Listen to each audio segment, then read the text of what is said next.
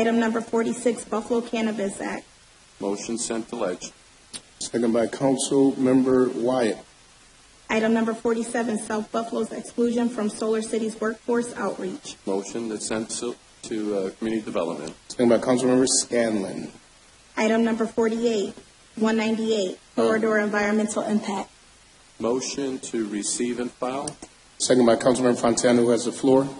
Thank you very much, and I was a little slow on the trigger, so I apologize. The letter that's there for the South Buffalo meeting, I think there's one attached, Collins, but for the Solar City project, we recently just sent an email to the people in charge over at Solar City and also hopefully the state to ask for a meeting to be held in the Lovejoy District. I looked at the meeting dates. There was no such meeting. Last night at our Kaisertown Coalition Block Club, been in existence 20 years, so they didn't know anything about it. Lovejoy is not South Buffalo, it's further away. So we'd like to have a meeting in the Lovejoy District that we could tout. It could be branded through our office so people know it's real, and then and they can understand the severity of it, because this is really where the jobs have to meet up with the residents of the city of Buffalo.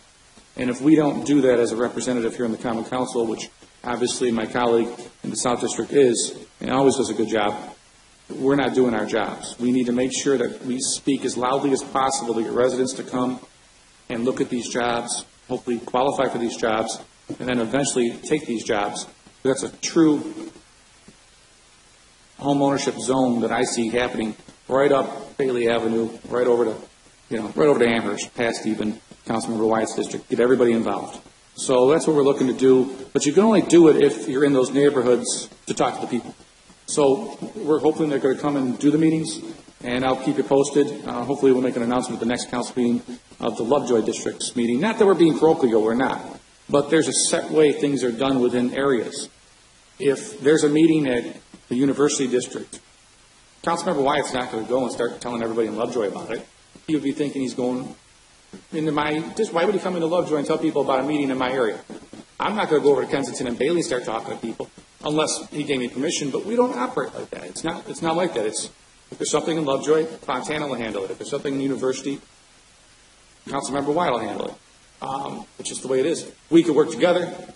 Maybe there's a joint meeting and we both work together on it. But we're going to miss people by not having it associated, within the general neighborhoods. And you're leaving out a lot. You're leaving out Schiller Park. You're leaving out Lovejoy, Kaisertown, Seneca Babcock. A lot of areas that I represent that just aren't going to a meeting if it's not close by home. Absolutely. Thank you. Thank you, sir. Councilmember Wyatt. Thank you, Mr. Chair. And, I'm a little disappointed that Solar City didn't take our initial conversations about wanting to ensure that city residents had an opportunity for these jobs. And when Councilmember Scanlon mentioned that he wasn't, his district wasn't considered, it shows that there's some issues there. And I know that I attended one of the meetings that happened in my district. We have two of them. I'm thankful for that, but it wasn't all totally together. There's applications for entry-level individuals that these positions are not available on their website right now. So people are coming to get information. It's good information, but they can't even apply for the jobs. So there's some pieces there that concern me, and I'm going to be sending a letter to Solar City because, again, I want them to make certain they hear from this council and the residents in this community that we don't want to miss out on this opportunity. Councilmember Scanlon mentioned about the number of jobs that are out, the number of events that are going to be happening outside the city. Well, we want you to make certain that what was promised to the residents of the city of Buffalo, they're given that opportunity, a fair opportunity. So there's some pieces missing that I think we all have to be made aware of. For perfect examples, that these other districts aren't having these same conversations. Number two, there's not a good coordination between Department of Labor and Solar City regarding these applications, because people come for the information and you mean to tell me I can't go onto the website and apply for the job? Something is amiss there. But I'm going to make certain for my district and for the city residents that we make sure we hold them accountable, that city residents have opportunities for the job, because these jobs are the Chevy and the Ford jobs of our time. And if we're going to lift up these boats, folks need these jobs, and it's very urgent for us to make sure that they've been patient through all this time. They've been going through the ups and downs of the issues of Solar City. Now it's time for the rubber to hit the road. There's jobs that's going to be available beginning 2017, early 2017, and we don't want a single resident that has the ability to get a job to miss out on this opportunity. So we're going to stay on top of this, and I'm supporting my colleagues that we want to make sure that every area in our city has the opportunity for these jobs. Thank you, Mr. Chair. Thank you, sir. President Pro Tem Scanlon. Thank you, Mr. President.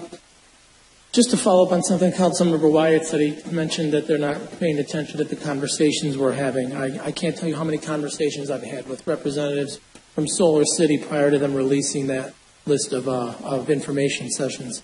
And when they released the list of them and I saw only one in South Buffalo, I was aggravated enough. The plant is built in South Buffalo. And to see that there's only one there, but there are 4 or 5 in the suburbs, 3 in Williamsville alone, I kind of blew a gasket a little bit. So I was a little aggravated. Then I've seen a couple days later in the Buffalo News a list of the information sessions, and the South Buffalo one wasn't listed on there. So I reached out to find out why, and we discovered that they claimed there was a conflict at the location, a scheduling conflict. Heaven forbid they reach out to the council member's office. Maybe we could have found them another place, a location, which I informed them there are many of in the letter. And I was extremely aggravated late last week. I received a call from the Department of Labor, and the representative, to their credit, they took the blame for it. But they thought that was just going to be the end of the conversation. They called and said, listen, that was my fault. I was in charge of scheduling these. This was, I apologize. And then seemed to think they were just going to get off the phone, as if they weren't going to fix the problem. I said, no, now you have to fix the problem.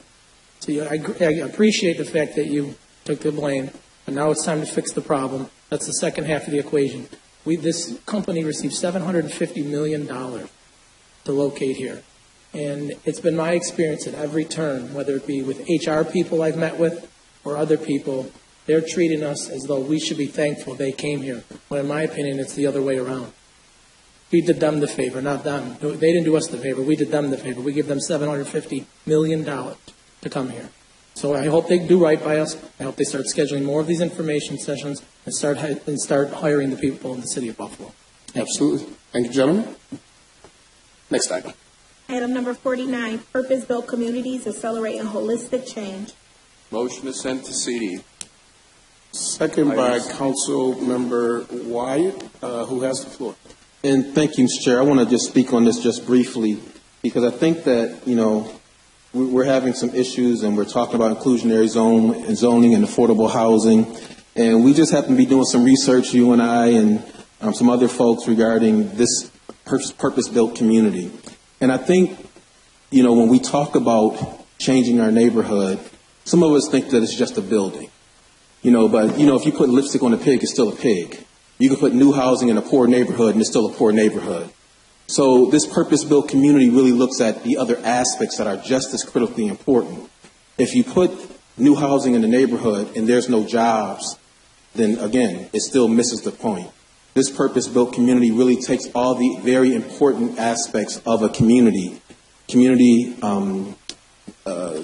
relations, community centers, education, and as well as small business development. It takes that, encompasses that all in a process that makes certain that that demographic in that community is affected in a positive way. We can't continue to just build housing in a certain area and think that it's going to fix the community. It doesn't. But I'm hopeful that once we do the research on this process, that this is something that we can incorporate in the city of Buffalo that really takes the effort to lift all boats. Because again, if you just put a new housing development in a community, that really doesn't lift all boats unless those people who live in that community are part of building it up. If you have small businesses who are carpenters, who are contractors that have an opportunity, that's where it really helps. So to do it the old way of what we've done is just changing a neighborhood with just housing or whatever aspects of it, especially in the neighborhoods in some cases where I represent, that there's the poor of the poor.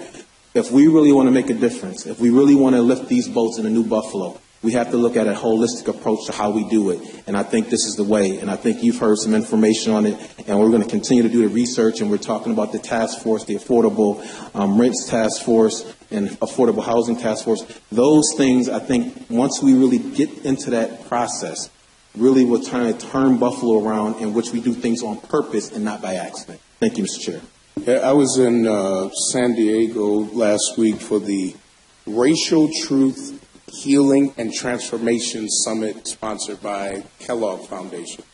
And one of the best speeches there was by a Harvard professor who specializes in this area, and he brought up the purpose-built housing. He said probably the only example that he had of transformation in cities where it went beyond just race, it was socio-economic, and that if you're going to transfer an area or transform an area, that the services have to be there, education, and Dr. Cash was there and heard the same speech that I did, and it was just a powerful thing to hear this, because I know you've been championing this. I learned it from you, and to hear him say this is one of the I shouldn't say only, the best example that he's seen on rebuilding communities. So keep pressing forward. All right. Let me click this and figure out how to do this. Okay, I think I'm back. Next item. Item number 50. Yes. Purpose-built communities addressing poverty. Motion to send to CD. Second by Council Member Wyatt. Item number 51, use of 2075 Seneca. Motion to send items 51 and 52 to Ledge and City Planning Board. Second by Councilmember Golombek. And can we revisit, because I think that purpose-built community should also be a copy of this sent to, and we can just do it without revisiting the item, to the new task force, so that we're all on one page. We don't have to revisit it. We can keep going. Just send it, because the recommendation will come out of CD. I just want them to be aware. For both items? Yes. Committee, Civil Service, item number 1, appoint associate auditor. Motion to approve items number 1, 2, include 1 and 2. 1 and 2. Mm-hmm. Second by Majority Leader Rivera. Item number 3, notices of appointment, temporary, provisional, and permanent. Motion to receive and file. Second by Councilmember Farrelletto. Finance Committee, item number 4, list contract. Motion to approve. Second by President Pro Tem Scanlon. Item number 5, 2016-2017 first quarter gap sheets response. Motion to receive and file. Second by Majority Leader Rivera. Item number 7, concerns about permit fees for community center use. Motion to receive and file. Second by Councilmember Golombek. Community Development, item number 8, request creation of Community Diversity Law Committee. Motion to receive and file. Second by Councilmember Wyatt. And, yeah,